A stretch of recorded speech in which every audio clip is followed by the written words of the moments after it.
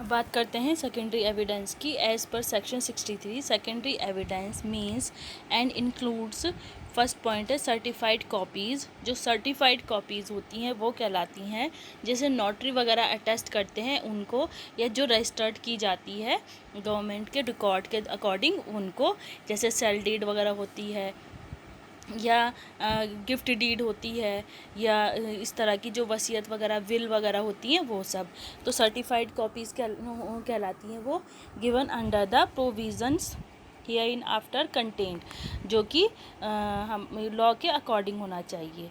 ठीक है, फिर उसके बाद नेक्स्ट देखते हैं copies made from the original by mechanical process.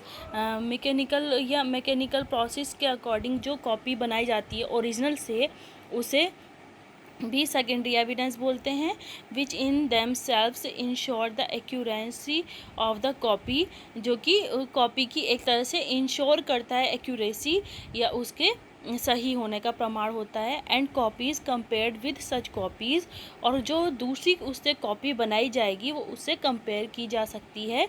जैसे हम लोग मार्कशीट वगैरह की फ़ोटो स्टेट करवाते हैं, लेकिन अगर हम उसको सेल्फ अटेस्ट कर लेते हैं या किसी गजेटेड ऑफिसर से अटेस्ट करवा लेते हैं, तो वो एज ए प्राइमरी एविडेंस काम करेगी या ओरिजिनल कॉपी की तरह काम करती है।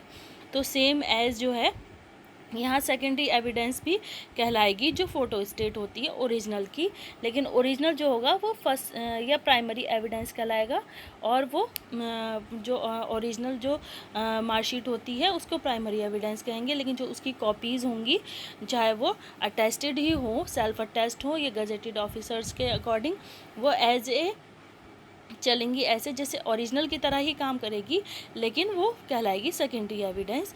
और फिर उसके बाद नेक्स्ट देखते हैं, कोर्ट में अगर हम उसे एज ए प्रूफ देंगे तो तब वो सेकेंडरी एविडेंस की तरह मानी जाएगी। फिर इसके बाद नेक्स्ट देखते हैं कॉपीज़ मेड फ्रॉम और कंपेयर्ड विद द ओरिजिनल, जैसे कि कंपेयर्ड की जाती है या बनाई जाती है ओरिजिनल से, वो सेकेंडरी एविडेंस होता है।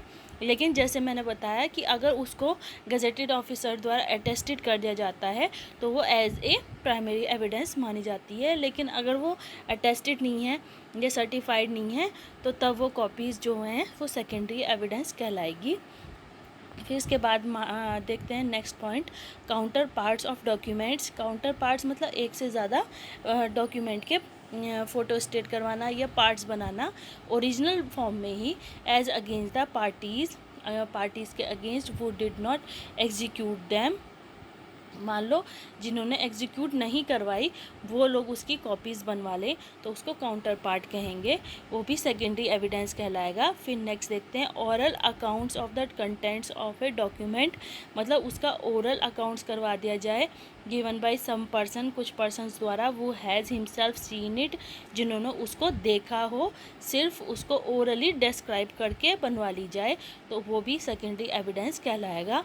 जैसे मान लीजिए किसी की गैस वगैरह, गैस जो डॉक्यूमेंट होते हैं, जो सिलेंडर वगैरह के या गैस एजेंसी पे जो हम लोग डॉक्यूमेंट देते हैं वो ओरिजिनल होते हैं, सबमिट कर देंगे ओरिजिनल डॉक्यूमेंट वगैरह के साथ।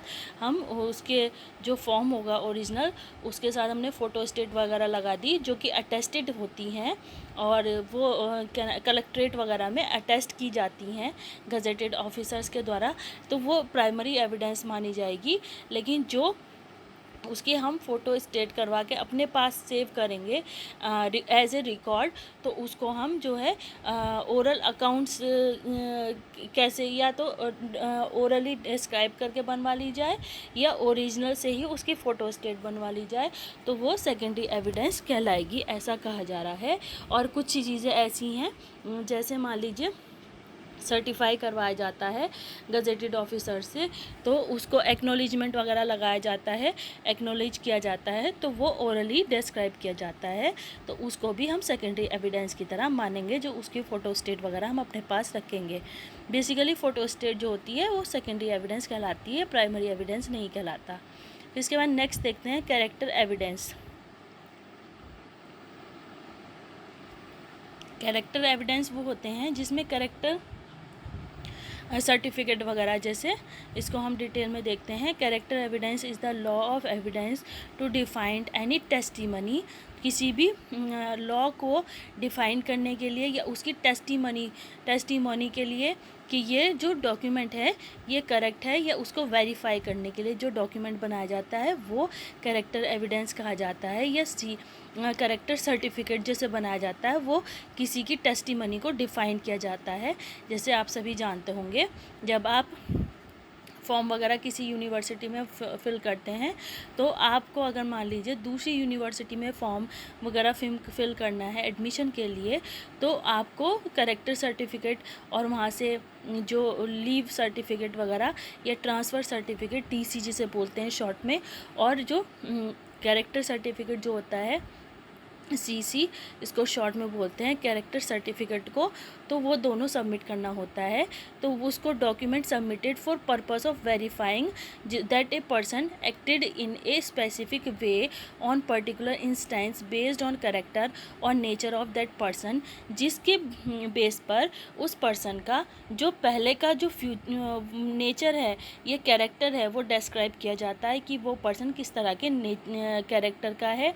अगर वो सही कैरेक्टर का है या उस पर कोई क्रिमिनल रिकॉर्ड नहीं है उसका, तो जैसे यूनिवर्सिटी का हम एग्जाम्पल ले रहे हैं, कुछ स्टूडेंट मान लीजिए चीटिंग करते हुए पकड़े जाते हैं, तो उनके कैरेक्टर सर्टिफिकेट पर ये चीज़ इंसर्ट कर दी जाती है यूनिवर्सिटी की ओर से या कॉलेजेस या स्कूल की ओर से।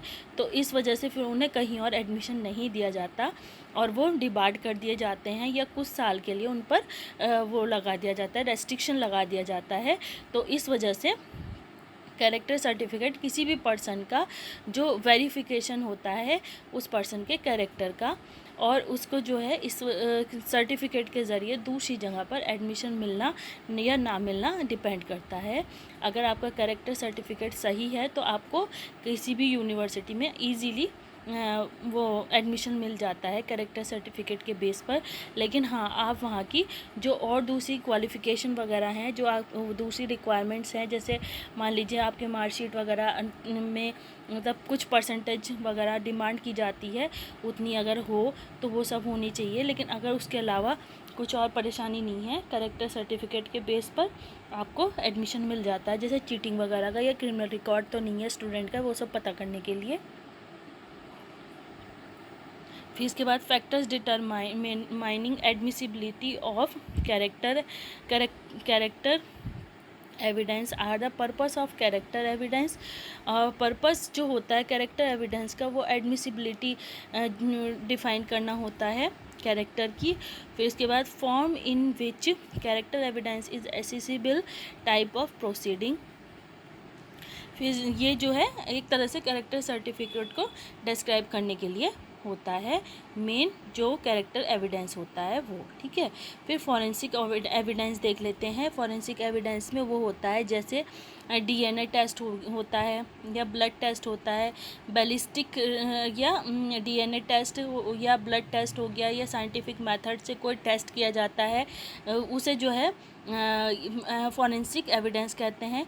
या इसमें पोस्टमार्टम रिपोर्ट भी कही जा सकती है एक मोटे तौर पर, या फॉरेंसिक एविडेंस कहलाते हैं, या फॉरेंसिक रिपोर्ट वगैरह। जो फॉरेंसिक लैब होती है उसकी जो रिपोर्ट होती है वो भी एक तरह का एविडेंस की तरह काम करता है, फॉरेंसिक एविडेंस की तरह। या पोस्टमार्टम रिपोर्ट जो होती है वो भी एक तरह का एविडेंस ही मान जाती है,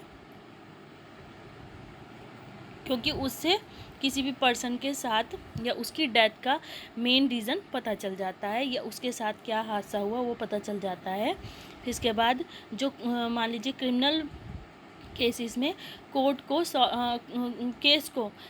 केस को सॉल्व करने में बहुत हेल्प मिलती है। इसके बाद नेक्स्ट देखते हैं documentary evidence. Documentary evidence is any evidence which can be introduced in A trial in any form of documents, ठीक है। किसी भी तरह का डॉक्यूमेंट हो सकता है जिसको ट्रायल के दौरान इन एनी फॉर्म डॉक्यूमेंट्स की फॉर्म में ट्रायल के दौरान इंट्रोड्यूस कर दिया जाता है कोर्ट में, उसको डॉक्यूमेंट्री एविडेंस बोलते हैं।